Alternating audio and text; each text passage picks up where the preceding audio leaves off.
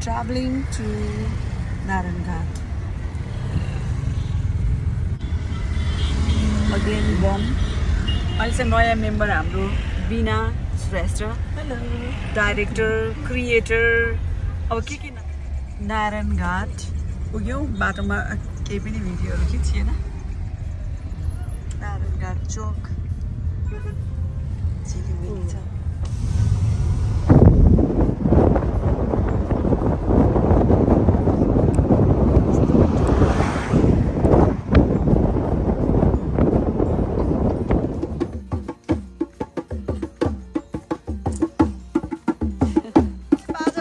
स्वागत गर्नुहुन्छ ल बम यो चाहिँ बगैँचा एडभेन्चर रिसोर्ट.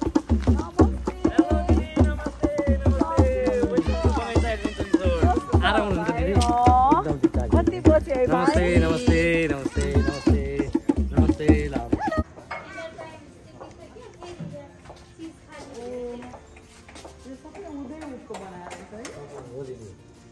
किचन भनेको यो वाल हो. के छ भने यो चाहिँ 2.5 वर्ष जस्तो रिसर्च गरेर यसमा 9वटा जस्तो कम्पनी छ. अनि यो एउटै सातो जराबाट बनाएको यो पशु हो. यो चाहिँ यहाँ यस्तो मियो र बियो भन्ने हुन्छ. त्यो चाहिँ भाँच्यो अस्ति अनि त्यसले घुमाएर अनि त्यसमा अब यसमा पिज्जा पनि भयो. यो पनि भयो.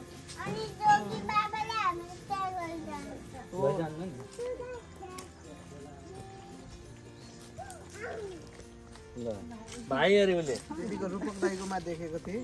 ए रूपक कि मेरो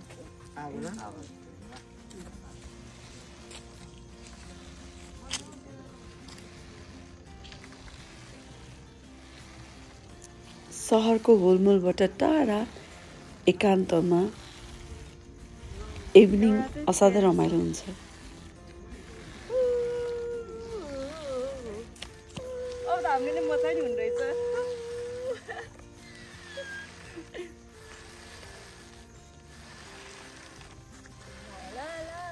यो चाहिँ रुम. भोलि बिहान म यसलाई प्रपरली देखाउँछु. यो ब्याम्बोको यस्तो इन्ट्रेस्टिङ छ. डिनर राइस ब्याम्बोमा, कोदोको मोमो, पास्ता, सलाड अनि आलुको अचार. मेरो विचारमा त्यो मेरो फेभरेट हो. Thank you very much. रोटी चाहिँदैन, त्यो मोमो रहेछ नि त्यो पिठो इनफ. हस् ए हस् गो हेड. फापरको रोटी आउँदैछ.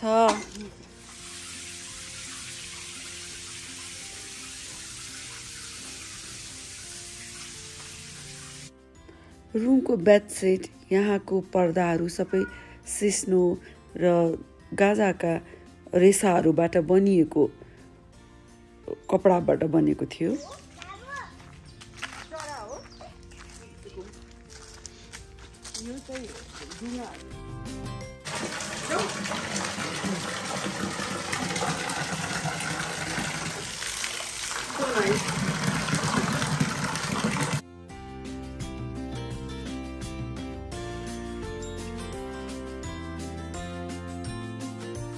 इजिप्सियन बाटो है. अहिले वास्तवमा हाम्रो यहाँको टिपिकल ढुङ्गाहरूबाट बनेको होइन थारूहरूको यो नेट हो. यो हामी यो नवलपरासीको बगैँचा एडभेन्चर रिसोर्टमा छौँ.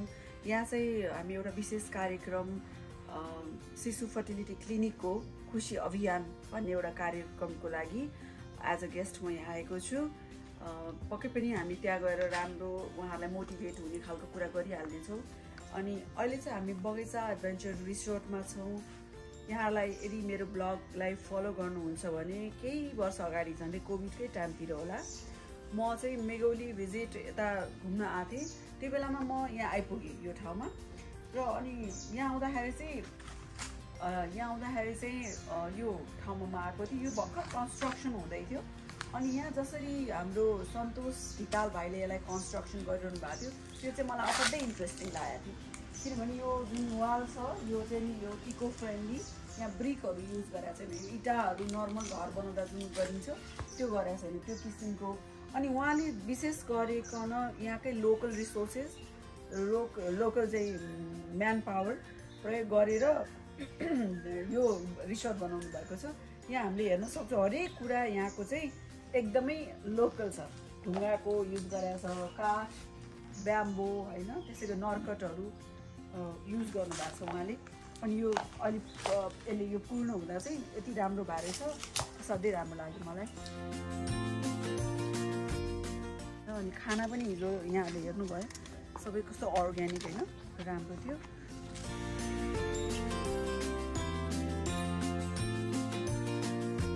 हेर्नु न यहाँ सानो सानो यो के भन्छ कटर कति धेरै फलाएको छ, सानो बेबिज कटरहरू सानो सानो हेर न कुन्चुरी है, कस्तो राम्रो।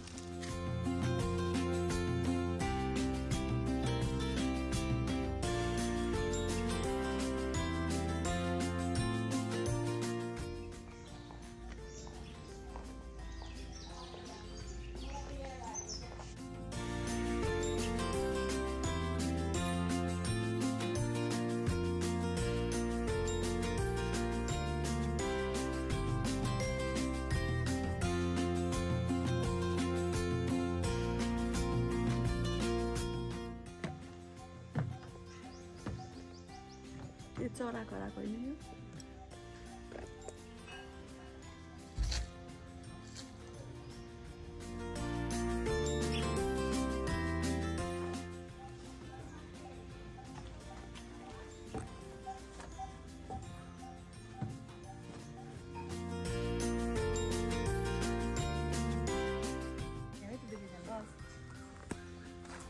ब्रेकफास्ट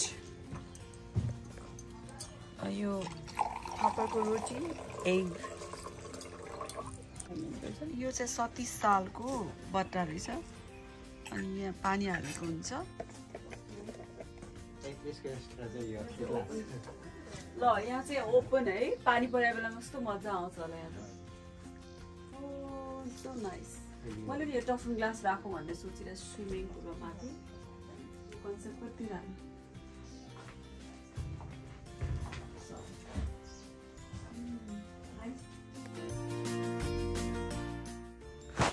यो रुम चाहिँ गाउँघरमा प्रयोग गरिने गाडा हुन्छ नि, हो त्यो गाडाको त्यो काठ हुन्छ नि त्यसमा बनाइएको थियो, रुमको आकार दिएर, र निकै राम्रो बनाइएको थियो। त्यसैले पनि इन्ट्रेस्टिङ लाग्यो।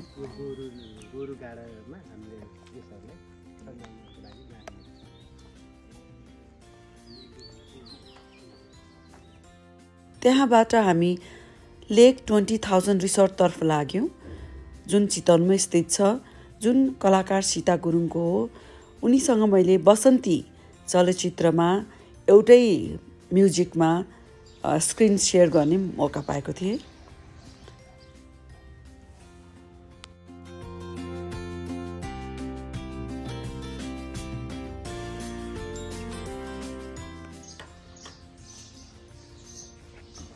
लहरे गुलाब, हामी सीताका आछौँ, यो गुलाब पनि उ जस्तै छ। यहाँ वरिपरि हामी लहरे गुलाब हेर्न सक्छौँ। यो चाहिँ सीता र ज्वाइँ साहबले एकदम राम्रो यो फार्म डेभलप गर्नुभएको रहेछ। वरिपरि असाध्यै राम्रो नेचुरल अर्ग्यानिक भेजिटेबल्स, चराचुरुङ्गी, जनावरहरूदेखि लिएर आधुनिक स्विमिङ पुलदेखि लिएर त्यहाँ जाँदाखेरि समय बिताउन सक्ने सम्पूर्ण व्यवस्थाहरू यो रिसोर्टमा रहेको पाएँ, र एकदमै पिसफुल। अनि सीताले त्यहाँको लोकल एक्टिभिटिजहरूमा इनिसिएटिभ लिएको पनि पाएँ। स्विमिङ कम्पिटिसनदेखि लिएर हरेक कुराहरू आनन्दसँग कुनै पनि समारोहहरूलाई पनि सम्पन्न गर्न सकिने ठाउँ रहेछ। र खानाहरू पनि अब फ्रेस फिस, फ्रेस भेजिटेबल, मिट्सहरू सबै कुरा त्यहाँ उपलब्ध थियो। यो चाहिँ रुम है, यस्तो हाइटमा। ओ सो नाइस, कस्तो कस्तो स्पेसी के, लुक्स भेरी कम्फर्टेबल। मैले बाहिरबाट त्यो सोचेको थिइनँ।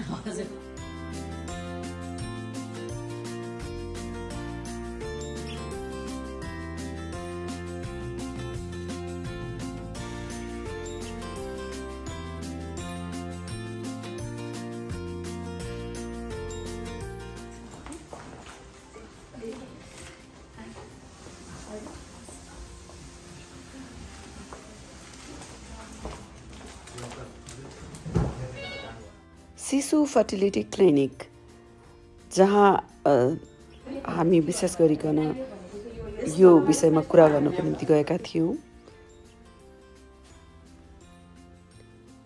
त्यहाँ हामीले विभिन्न विषयमा कुरा गऱ्यौँ कि यो समस्याबाट कसरी समाधान गर्न सकिन्छ भन्ने कुराको विषयमा।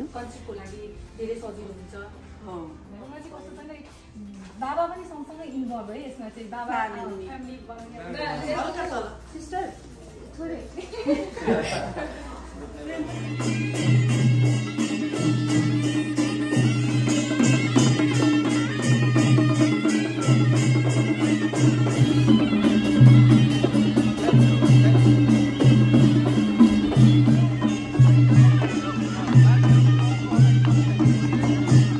स्टार मन्टेसोरीको कार्यक्रममा पुग्दा चाहिँ मलाई अलिकति अनौठो महसुस चाहिँ भएको थियो, किनभने त्यहाँ बाजागाजा, बग्गी, सिक्युरिटी गार्ड, अल कलरफुल चिजहरू देख्दाखेरि किन होला जस्तो मैले जिज्ञासा राख्दा उहाँहरूले भन्नुभयो, उहाँहरूले बच्चाहरूलाई चाहिँ मानसपटलमा एउटा राम्रो चिज इम्प्रेसन दिन चाहनुहुन्छ, कलरफुल रमाइलो हुन्छ नि, हामीले गर्न चाहने त्यही त हो नि आफ्नो बच्चाको लागि।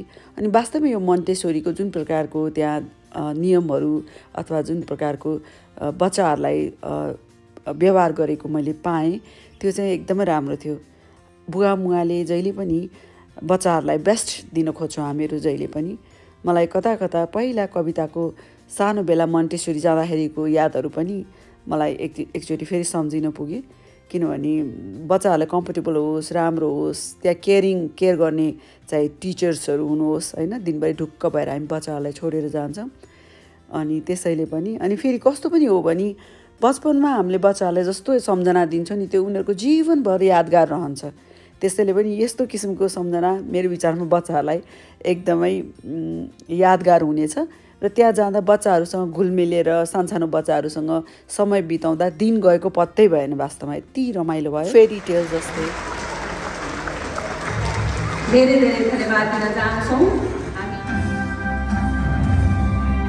सम्पूर्ण नानीहरूलाई ब्राइट फ्युचरको शुभकामना र सम्पूर्ण स्टार मन्टेसोरीका टिमहरूलाई धेरै धेरै शुभकामना तथा धन्यवाद। यो छ भेजिटेबल मार्केट है चितवनको। म यहाँ सोइजन खोज्न आएको। यो कोभिडको बेलामा के महसुस भयो भने जतिसुकै आधुनिक मेसिनरी लाइफ बाँचे पनि आखिरमा त्यो टोक्न मिल्दैन, खान मिल्दैन है। त्यसैले खाने भनेको त यही दाल भात तरकारी भेजिटेबल यही नै रहेछ होइन, जरुरी त्यो रहेछ मान्छेलाई भनेर बिनोजी र म चाहिँ आजकल अर्ग्यानिक अलिकति भेजिटेबल हुन्छ नि ताजा खाउँ जस्तो लाग्छ, फाइदाजनक भेजिटेबलहरू। त्यसैले हाम्रो फार्ममा हामी आफै उमार्ने पनि गर्छौँ र अहिले चाहिँ तराई आएको कारणले त्यो सोइजन पाउँछ, मोरिङ्गा पाउडर आजकल भनिन्छ नि हो, त्यो फाइदा एकदमै राम्रो भेजिटेबल हो। त्यो धेरै किसिमको सोर्सहरू त्यसमा छ। त्यसैले त्यही मौका छोपेर म यसो तरकारी बजार पनि छिरिहालेँ।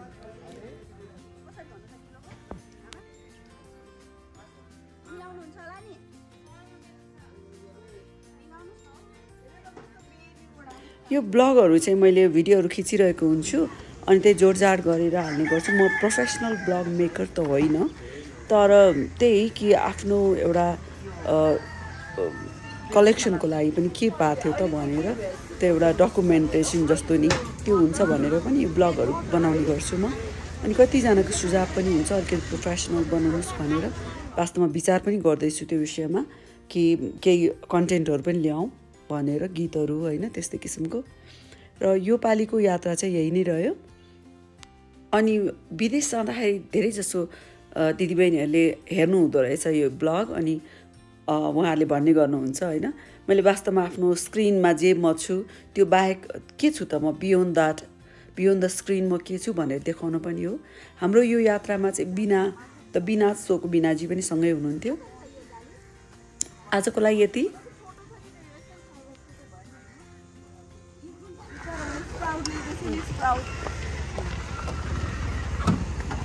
यो त स्प्राउट हो नि त, यो त फुल लिएर गएको।